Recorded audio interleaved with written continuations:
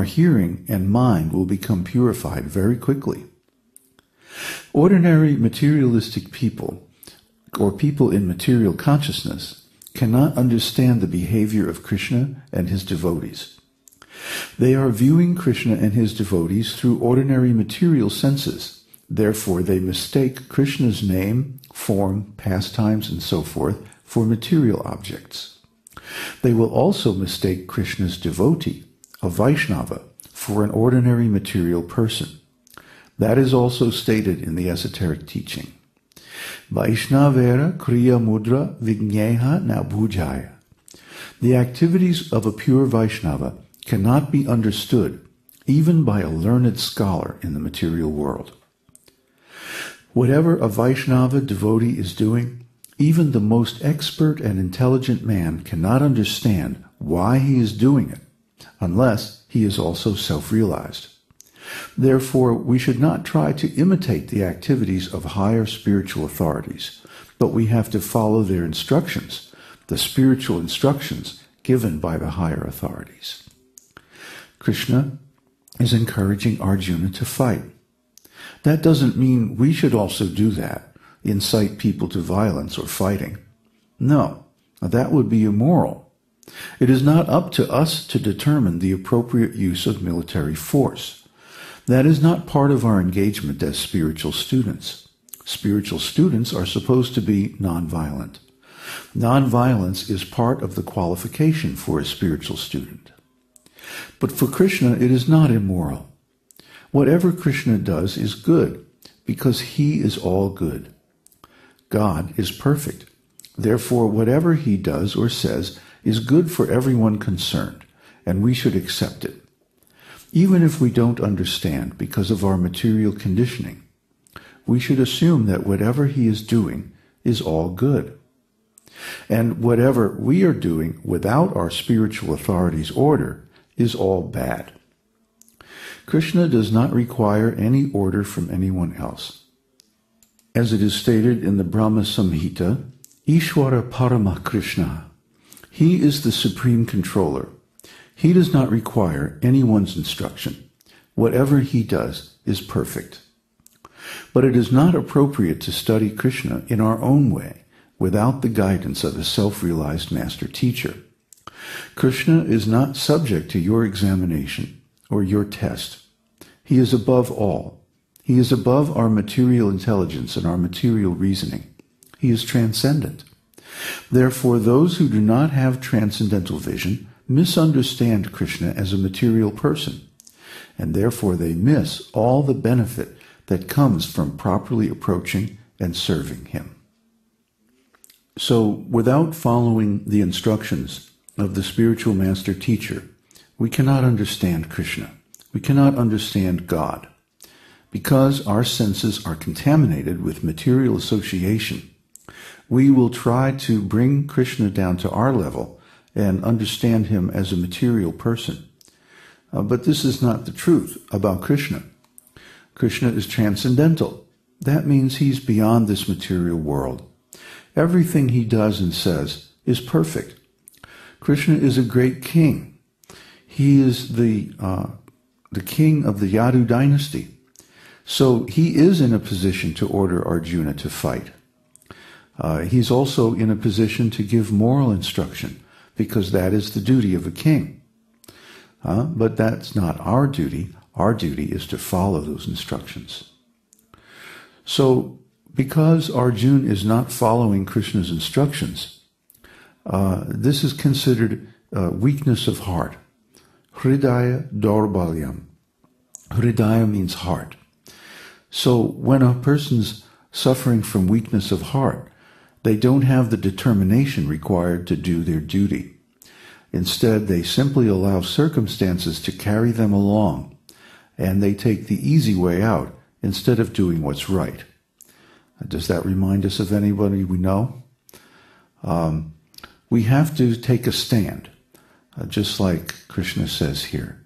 Uttishta, stand up, parantapa, O chastiser of the enemy. Stand up. Take a stand. Make a firm decision to follow your duty. And what is our duty?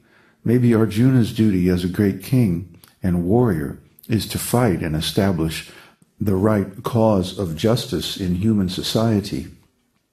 But our duty as spiritual students is to follow the instructions of our master teacher. And so what are those instructions? Shravanam Kirtanam Vishnu.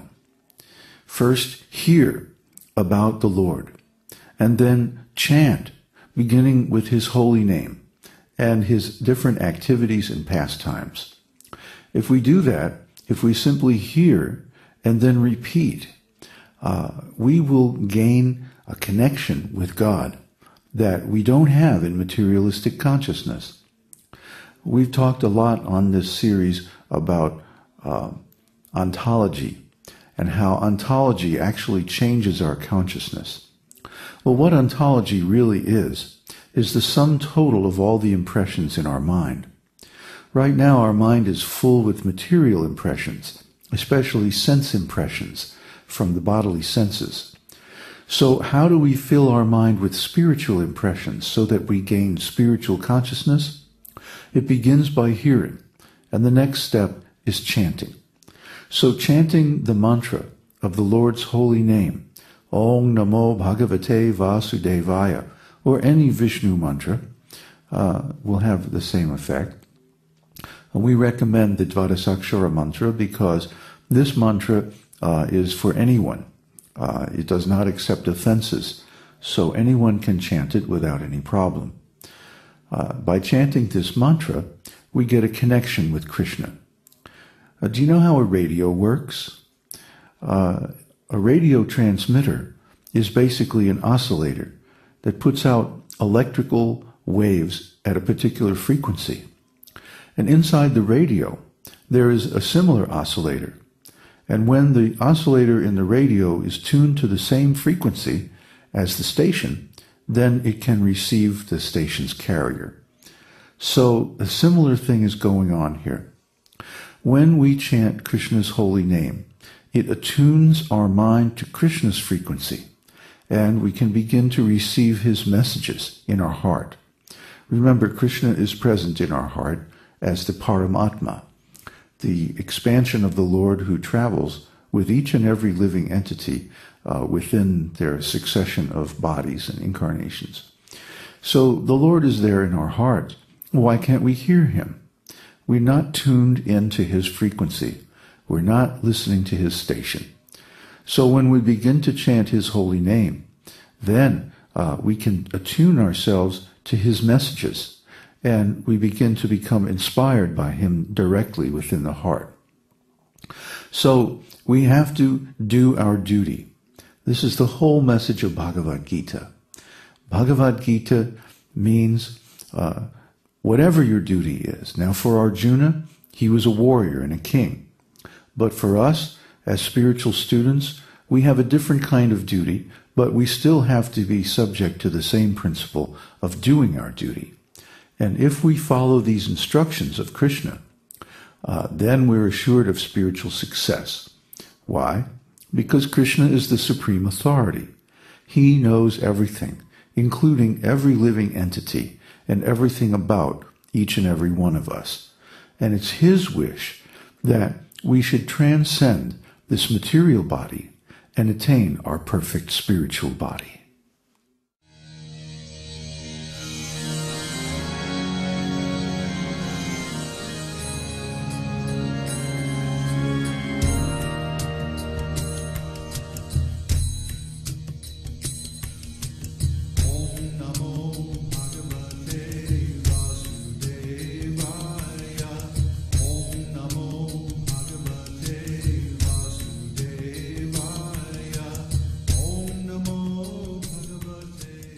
We hope you've enjoyed this edition of My Perfect Body.